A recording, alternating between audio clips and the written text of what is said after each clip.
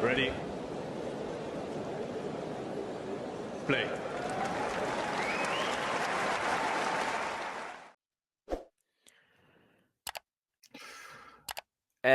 No, he wanted to close, quite wild.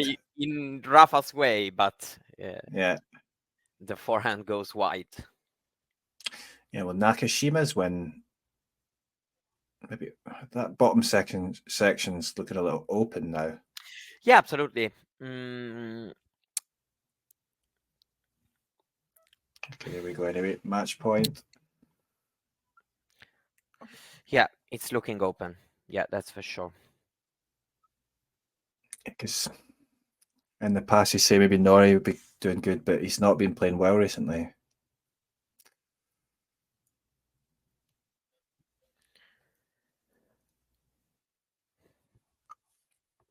And that's it. That's it. Nadal wins. It's his win number 1071 on the main tour. 6-2, 6-3 against Cobolli. So a win after for a first time 60. You would have taken that before the match for sure. So what are your feelings right now? My feelings. Yeah, both. Yeah. Since we both. I mean, I think it was positive for him. Obviously Cobolli wasn't at the level that you maybe want him to be at, but at the end of the day, it's the first match back. I think that he showed some touches of class here and there, Nadal, and I think for his own mindset as well, like he's got to be feeling good about that. But big test is obviously going to come in the next match. But he's still there. I mean, he still managed to win a match against top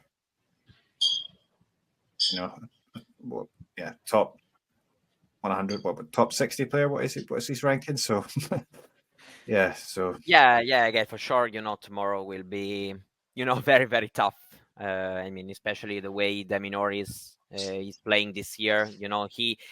And as I said earlier, he's kind of that player. I feel it's one of the most uncomfortable one to face if you are in that rusty situation. He can move the ball so well, good 11 on return, especially also with the way Nadal is serving, will be very, very difficult, but for sure, very interesting because it will be a very, very important test. Let's see what can happen today. For sure, today, let's say that it was a decent level.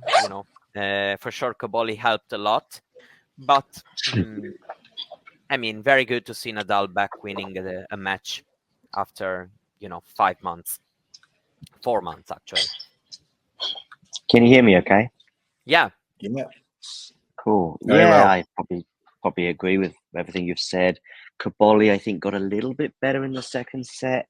The unforced errors went down a little bit. I think it was 27 in the first and something like 14 in the second. So they were halved at least.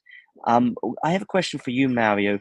What are we, in terms of Cobolli, actually just quickly, and I will elaborate on Nadal, but regarding Cobolli and Clay, I saw him at the next gen finals, of course, I think it was last year on indoor hard. Where are we at with Cobolli on the clay? I mean, Cobolli is, for sure very used to the surface actually, because, he's here that he got a lot of his experience for sure. I think that actually maybe, a bit faster conditions can help him a little bit with his ground strokes. Maybe on clay, he lacks a little bit of the, of that firepower. Today also went a little bit, was rushing a lot with his shots. Wasn't easy at all. Wanted to move Rafa and made a lot of mistakes trying to do that. Yeah, I feel that, of course, at the beginning, because he got a lot of this experience also in the challengers on clay, I am like, he will be maybe, clay will be his best surface, but actually I feel like, a faster court can help him, maximize, also he's a quick player, can play also quick rallies, and I feel like it's getting more comfortable for him than here on the clay, especially against someone like Rafa, who a lot of these shots with a lot of rotation, taking the ball very, very high. It's not easy at all for him. So I guess, a lot of these things also happen today. I'm I don't know what to expect. Will be for sure the first time for him in on the ATP Tour on this European clay season. So yeah, I would fly down. Maybe Madrid can be a good one for him. Last year in Rome it was a good experience for him because he's also one of these players that the crowd um, can help him a lot. So but generally I'm starting for him to be more optimistic about what he can be maybe on the hard against some kind of players. I've seen him, for example, earlier in the past months he got some solid results. Mm, also difficult after this match for sure he can do better than this, 100%. But yeah, mm, I don't feel like I'm expecting, for example, a second week of the French Open. I'm not expecting that, honestly. Yeah, particularly on that display, but I think maybe there was an element of maybe being overawed. I think one or two of you guys in commentary might have been saying that. Regarding Rafa, I think the ground strokes were pretty good. The movement on 1 or 2 points, as you highlighted, Mario, could have been better. But as you would expect for a guy, I think he's just going to turn 38 during the Madrid tournament. Is it during Madrid or is it during No, the French French Open? I Open. think it's during the French Open, yeah. Because Yeah. actually, there's going to be a year, maybe next year, when Rafa can enjoy a drink during the French Open to celebrate his birthday.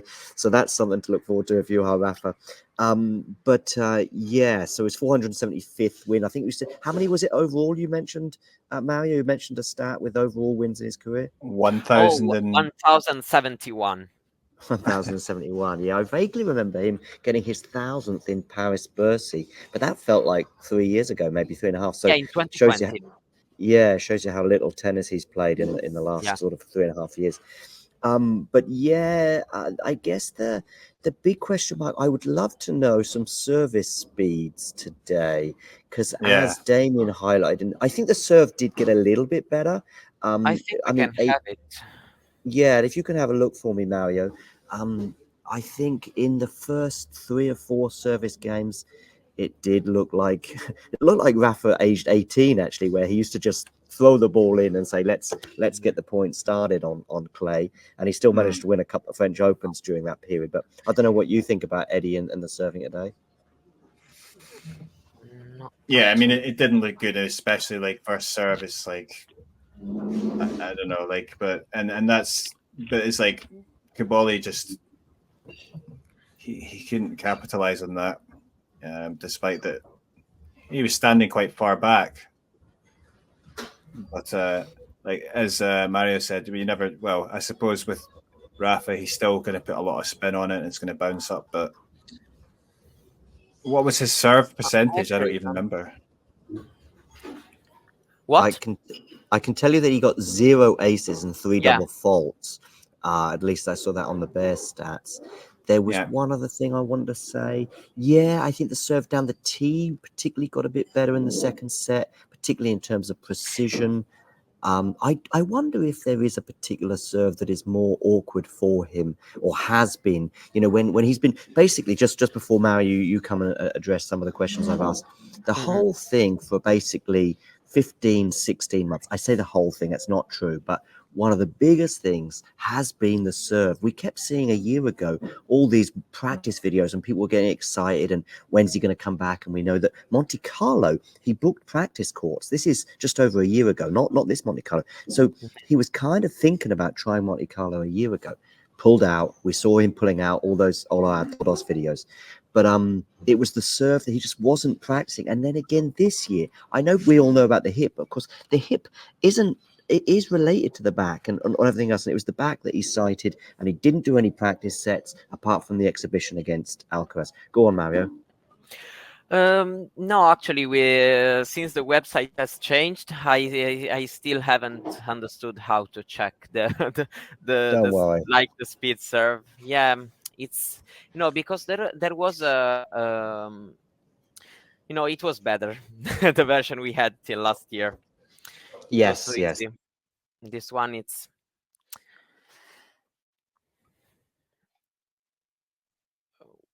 Yeah. is it John? Yeah, I John. think yes. It's not my. Oh, right, my yeah, John's gone. Yeah, sorry. I just... Okay. Yeah. Okay. So a win is a win, and for sure. I mean, it's super important for him to be back on the court. That's for sure.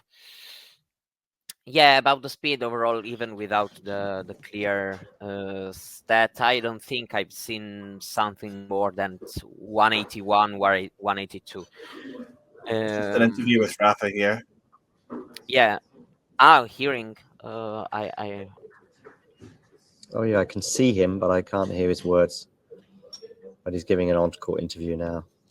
Yeah, I will be, of course, interested to listen to listen and to read what he's going to say on the press conference. Yeah, that's normally the more interesting, unless it's Jim Courier with Daniel Medvedev. Normally, you get better comments afterwards. But yeah, we'll hear what he's got to say later on, and maybe he'll elaborate on some of the questions. The stats we have on the screen, it's one of the craziest.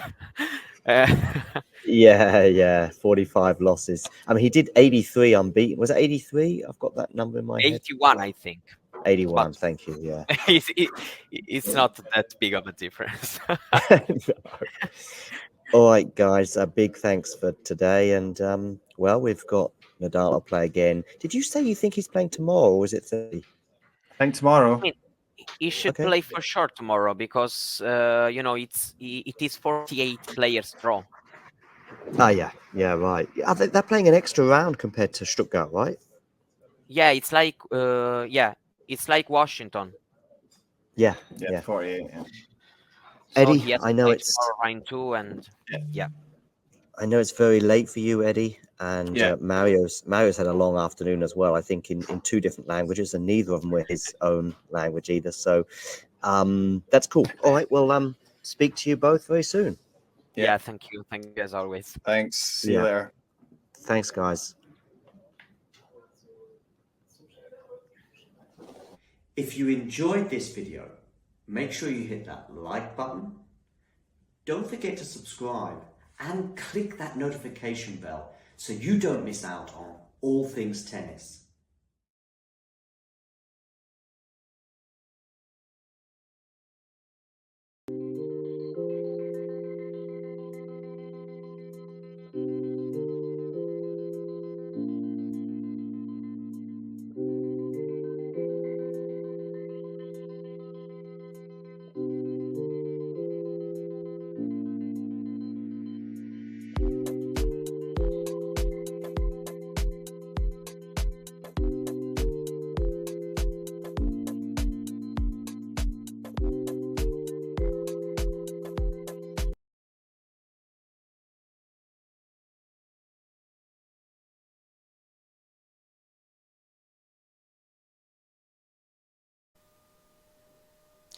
If you enjoyed this video, make sure you hit that like button. Don't forget to subscribe and click that notification bell so you don't miss out on all things tennis.